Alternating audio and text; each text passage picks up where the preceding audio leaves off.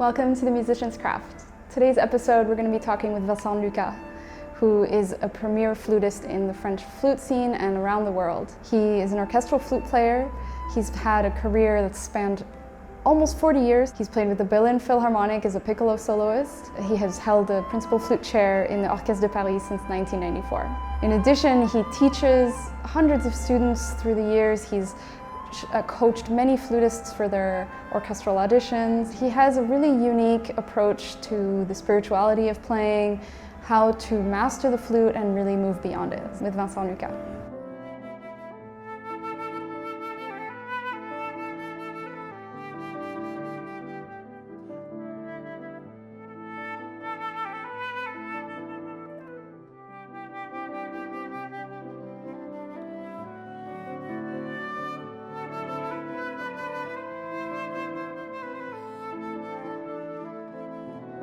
On dit beaucoup en français, la flexibilité dans la sonorité, la flexibilité dans le jeu instrumental. Et un de mes professeurs de musique de chambre, qui s'appelle Maurice Bourg, très très grand oboïste, me disait: Vincent, l'important dans la musique, ce n'est pas les notes, c'est ce qui se passe entre les notes, c'est de pouvoir construire entre chaque note une petite passerelle. Et c'est très très beau parce que c'est le fondamental de l'amour, c'est le fondamental de l'être humain. C'est la complémentarité des êtres, c'est pouvoir savoir, comme un acte amoureux, savoir donner et savoir recevoir, et dans les deux sens. Donc tu parles du lien entre les notes. Exactement.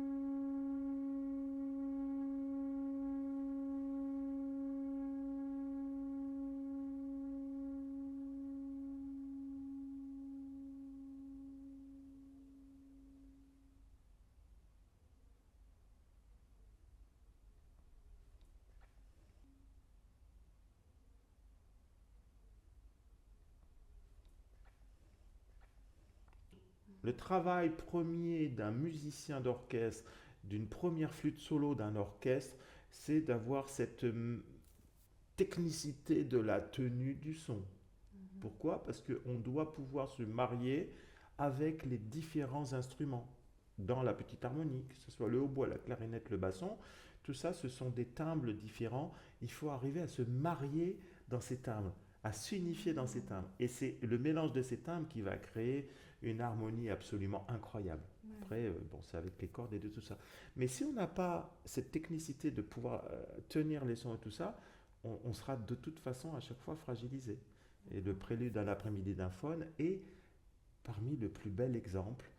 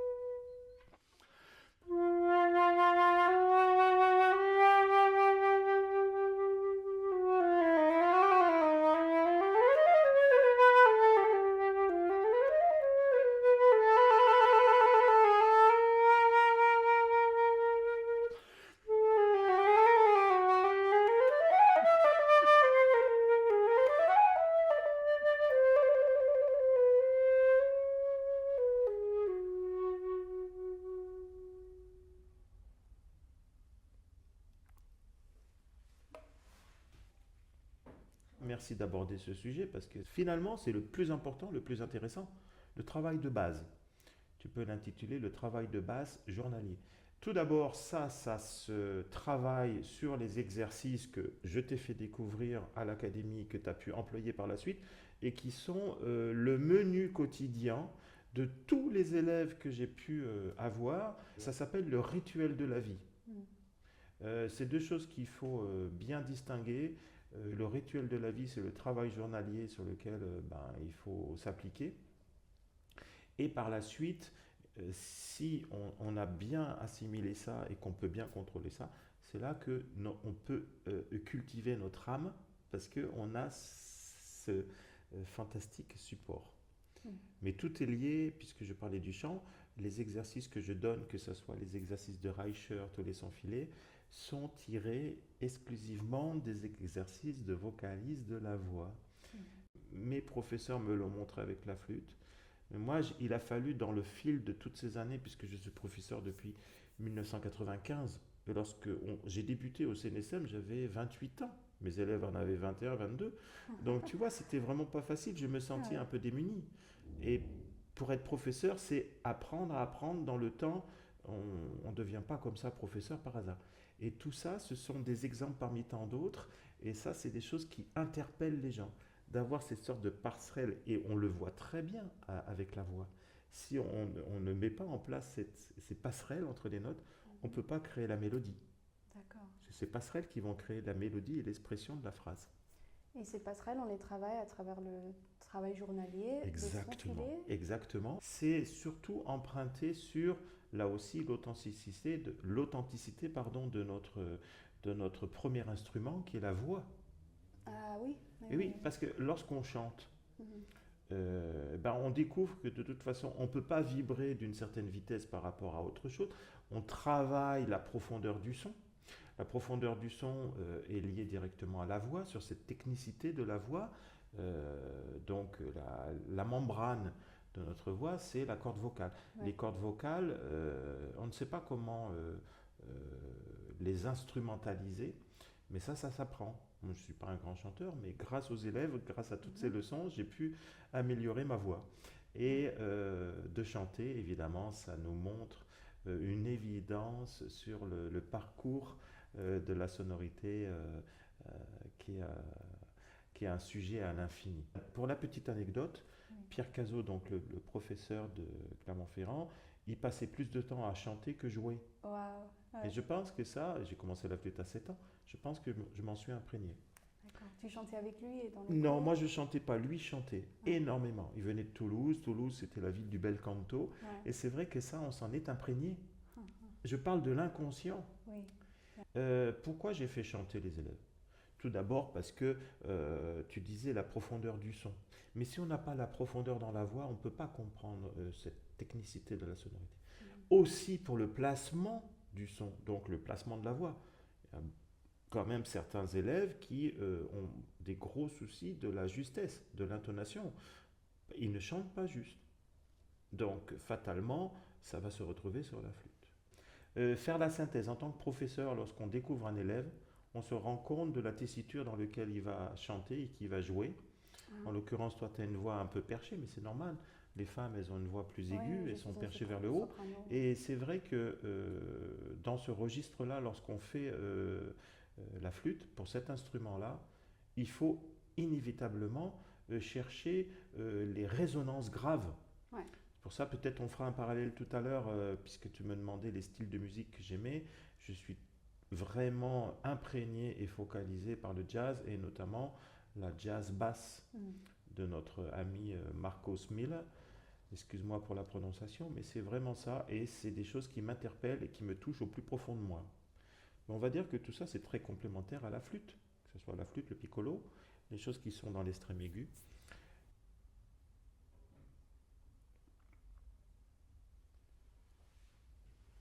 Tout ça, c'est pas venu par hasard.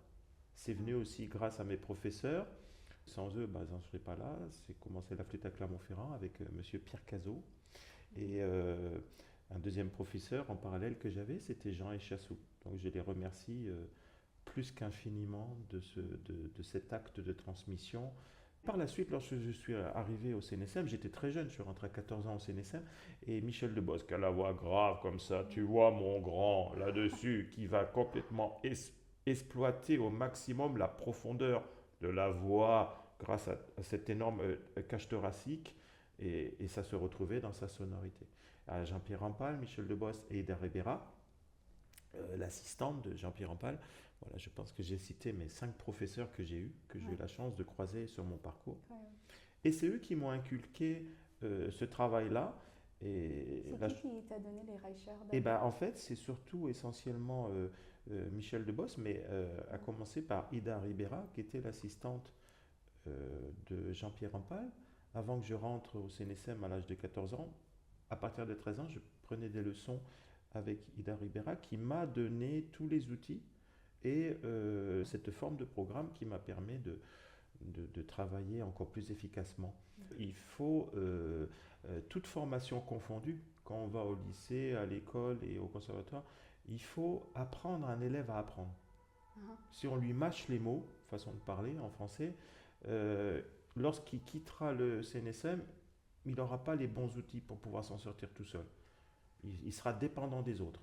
Apprendre à apprendre, c'est donner les bons outils pour que l'élève soit lui-même son propre professeur. Donc je le dis en toute modestie, je n'ai fait que transmettre tout le savoir que m'ont donné mes professeurs, mais par contre, pour répondre à ta question, ça c'est des choses que moi j'ai trouvées au fil des temps Ouais. qu'il était bon de pas simplement dire ce qu'il faut faire, mais d'appliquer en Accompagner, cours cette histoire de tandem. ouais. Et Ça, c'est quelque les chose, élèves ne se sentent pas seuls dans cette chose-là. Et ils j'adore ce développent style. davantage ce travail, cette pratique instrumentale journalière.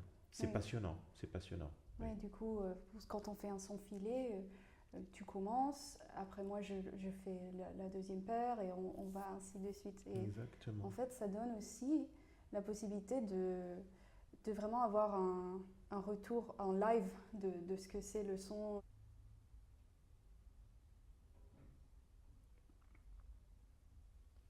Tu as formé beaucoup de flûtistes qui ont par la suite gagné beaucoup de postes dans des orchestres. Qu'est-ce que tu recommandes pour ces jeunes flûtistes qui préparent des concours? Comment garder cette âme dans la préparation et cette technicité au plus haut niveau? Là, on touche un domaine qui est très complexe. Ouais. Le mot complexe est tout à fait d'actualité dans ce genre de, ils appellent ça les auditions aux États-Unis, en Allemagne, les concours de recrutement d'un musicien d'orchestre. C'est complexe. Alors, ce qu'il faut, pour être très clair, il faut continuer à tout ce que je viens de dire à l'instant, de travailler, d'être vrai dans son travail, de faire des progrès sur le plan technique, de la sonorité, des doigts et tout ça, d'aborder toujours les choses avec beaucoup d'amour et beaucoup de musique. Après, c'est vrai que dans le temps, je suis assez heureux de ça. À un moment donné, je me suis dit, tiens, je vais référencer un peu tous les élèves que j'ai pu faire travailler au CRR, au CNSM, en leçon privée, pour des masterclass diverses et variées, et je vais essayer de dresser une liste de tous les musiciens qui ont reçu des places d'orchestre, et j'en suis à 64 Wow. flûtistes, ce qui est assez énorme. Ouais. Alors, pour répondre à ta question, pardon, je m'égare toujours, mais c'est Non, mais aussi c'est assez très complémentaire. bien. Ouais. Pour faire travailler un élève en préparation de concours d'orchestre, c'est complexe parce que il faut faire rentrer deux paramètres pour généraliser les choses. D'accord. On a parlé, on a bien développé le paramètre de la musique, de l'amour, de la vie, de l'âme et comment aborder le travail technique. Ça, on en a parlé. Mais la deuxième chose qu'il faut travailler, c'est le coaching, dans le sens où il faut être bien dans sa tête et dans son corps pour, au moment présent, puisque tous les concours se font derrière par avant, il faut être au top de la forme au moment présent. Ça veut dire qu'en fait, il faut travailler une sorte de performance personnelle, une performance intellectuelle, mais surtout, au-delà de ça, une performance physique. Alors, je tiens à apporter une petite anecdote, mais qui n'est pas une anecdote, qui est vraiment quelque chose de fondamental. Je remercie mes professeurs, mais je remercie à travers ce que j'ai pu être maintenant, mes parents, parce que tout est lié à l'éducation. Et j'ai eu la chance d'avoir un papa qui était hyper sportif. Donc je disais que je viens de la région de Clermont-Ferrand et j'ai pu, dès mon très jeune âge, faire du vélo. Tous les week-ends, je faisais du vélo. À 7-8 ans, je faisais 100 km de vélo. Ça répond en partie sur la capacité cage-thoracique au niveau de l'air. D'accord. Ouais. Il faut pouvoir se développer en faisant du sport. Le sport est primordial. Quand on voit beaucoup de gens, tiens, ce matin, en venant à la Cité des Arts, j'ai pris mon vélo et j'ai vu beaucoup de joggers. Il faut pouvoir courir, il faut pouvoir s'entretenir physiquement. Euh, euh, Ça répond en partie à ta question pour la préparation, le coaching Ouais. d'un un élève pour les concours d'orchestre. Je vois beaucoup des élèves parfois s'abrutir avec son instrument alors qu'il ferait bien de s'aérer l'esprit. S'aérer le corps, c'est aérer l'esprit. Et puis, Ouais. je dirais au final que tout ce qu'on peut faire physiquement parlant va nous aider énormément sur le degré de concentration qu'on peut avoir dans le travail. Ouais. Et c'est d'autant plus vrai, puisque je parlais de la technicité des ordinateurs, des iPhones et tout ça, on rencontre un problème existentiel actuel avec nos jeunes élèves et tout ça, c'est qu'ils ont du mal à garder la concentration constante. Ils perdent la concentration avec cet appareil-là. Oui. C'est un phénomène qui est assez négatif. Il faut jamais oublier, je ne fais pas une leçon de morale, hein, je ne suis pas là pour ça. Mais par rapport à tous ces degrés de technicité et tous ces écrans multiples et variés, il ne faut jamais oublier que tout ça, c'est des instruments de communication. qui doivent servir à la communication uniquement, pas à avoir une sorte d'objectif de la vie. L'objectif de la vie, en premier lieu, on le porte en soi-même. Et c'est la rencontre des êtres humains qui va faire que la Terre va pouvoir continuer de tourner efficacement et que l'être humain pourra apporter toujours les plus belles choses qui sont en lui pour nos générations futures. Voilà. Je ne sais pas si j'étais très clair, je me suis un petit peu égaré, mais c'est primordial de le souligner, que toute la technologie, tout ça, c'est pas forcément la vérité. Il faut agir, il faut aller vers l'être humain. Mais il faut rester dans le réel. Exactement. Le réel sera beaucoup plus efficace que l'outil d'information. D'accord.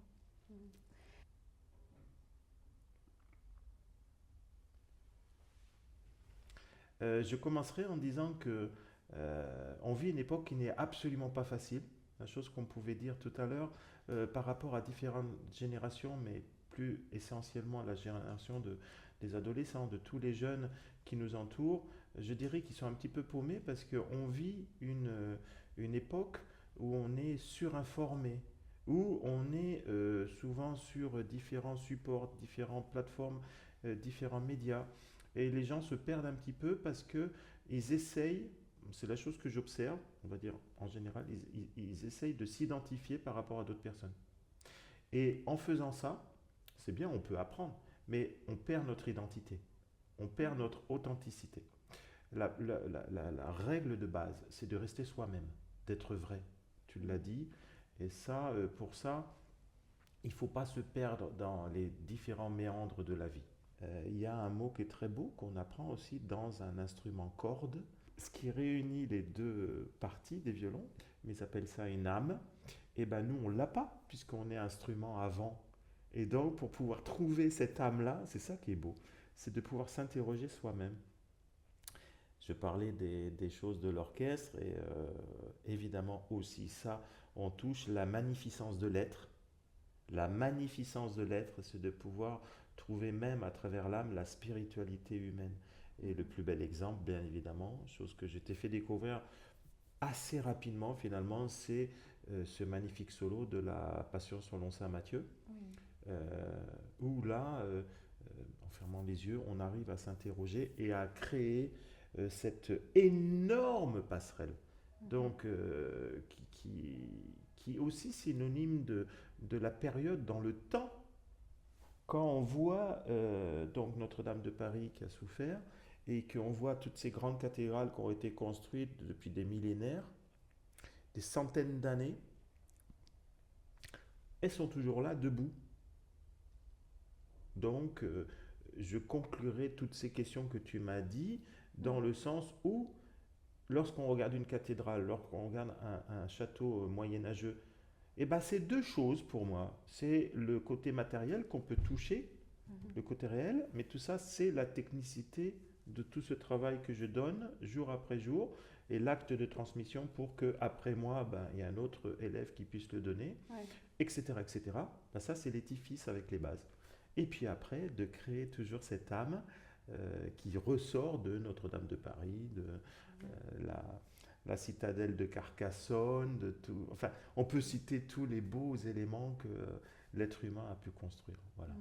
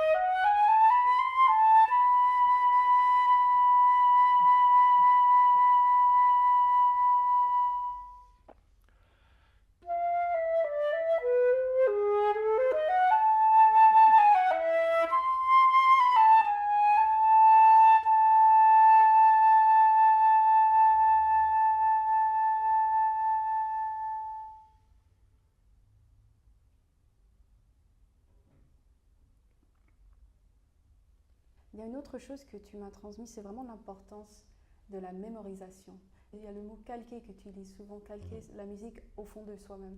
Pour la mémorisation, déjà à mon plus jeune âge, on m'a demandé de jouer et de travailler des morceaux par cœur pour présenter aussi au concours. C'est des choses que j'ai oubliées. C'est ça, c'est l'inconscient. J'étais très jeune, mais j'arrivais à mémoriser assez rapidement. Pour être très clair, oui, il faut, dès le plus jeune âge, il faut essayer d'apprendre tous les morceaux, que ce soit l'intégralité du travail technique. On l'a vu dans les Reicher, dans les sans-filets, dans les Tassinari, dans les exercices de Tafanel et Gobert, et les exercices de Moïse. Il y a multitude de cahiers qu'il faut arriver à mémoriser le plus rapidement possible. Il faut prendre le temps de mémoriser.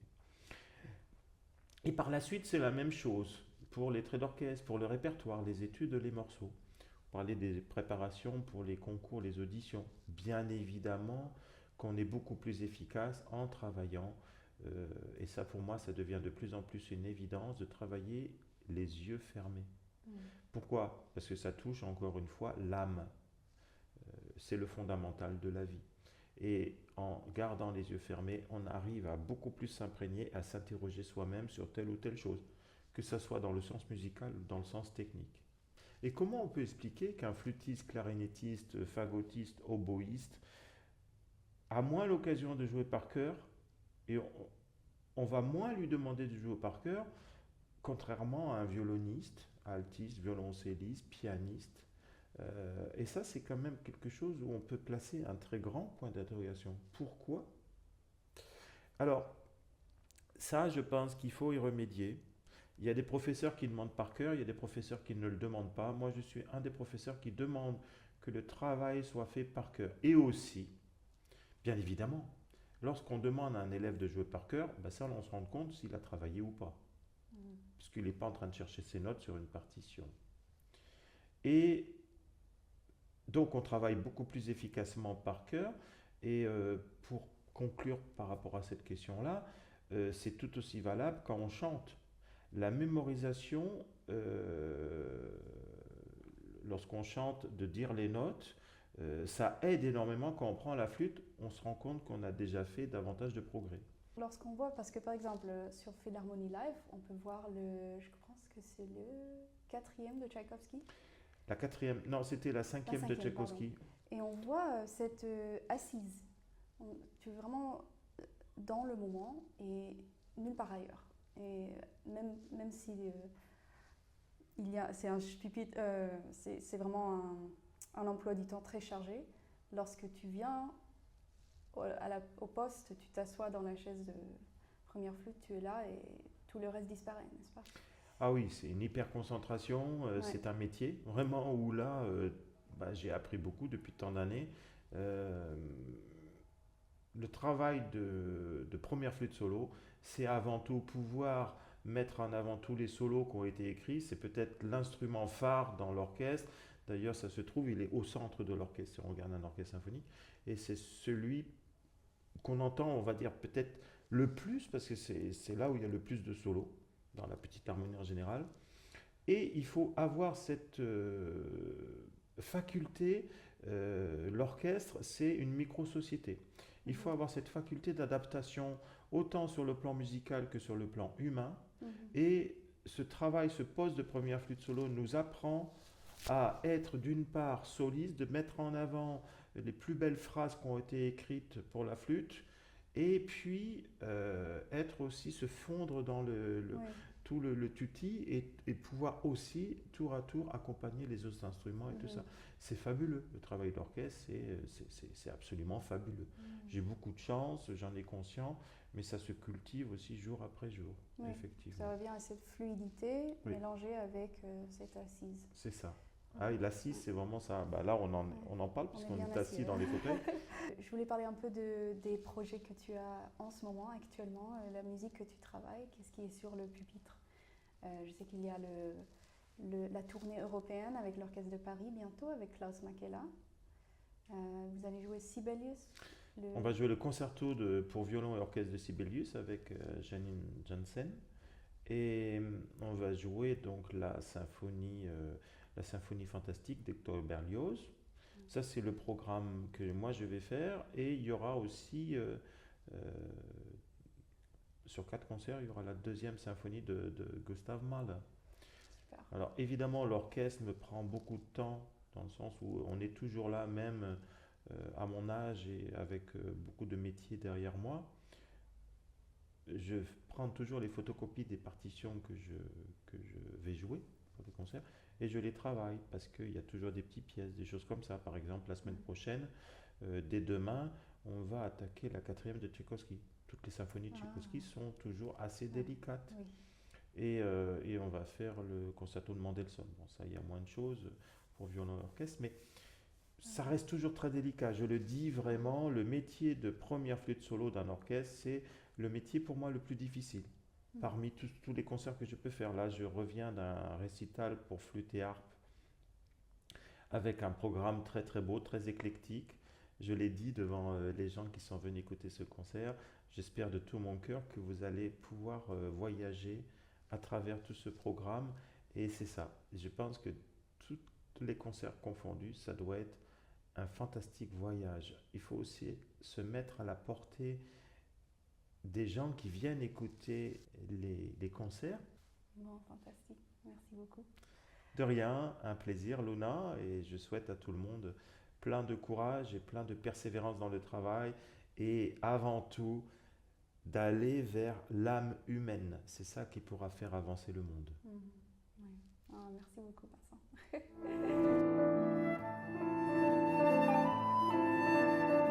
From this really interesting conversation with Vincent, I think one of the large horizon he sets for his work as a musician is that the goal is always to transmit something to the audience.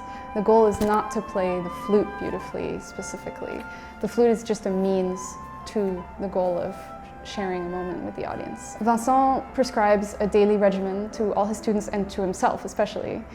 And in lessons he will play along with the student on these exercises. It's a continuous work regimen that we all subscribe to every day as flutists.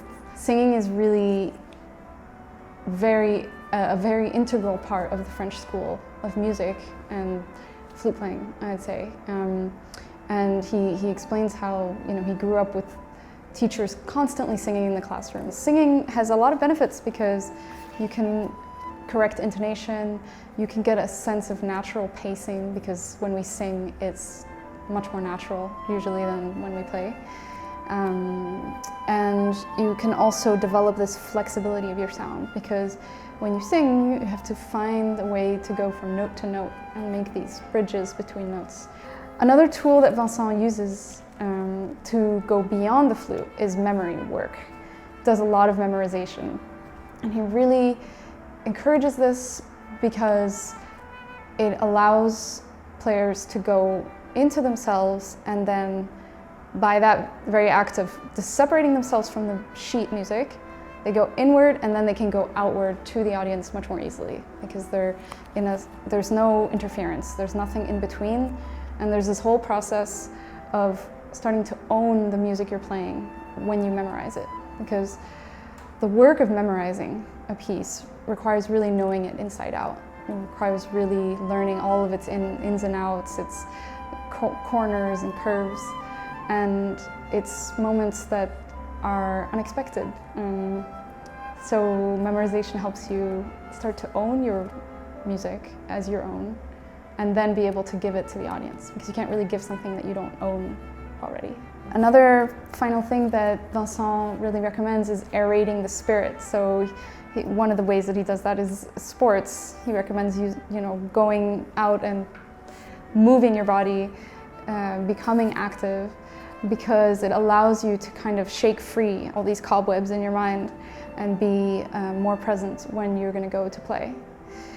So he's basically advocating for a very full life, not just playing in the practice room all day, because then you miss out on this full experience of yourself, which you need to have if you want to give a very complete performance. Leave a comment or a question below if you have any. I'd love to hear what you think and get your feedback. Thanks for joining us.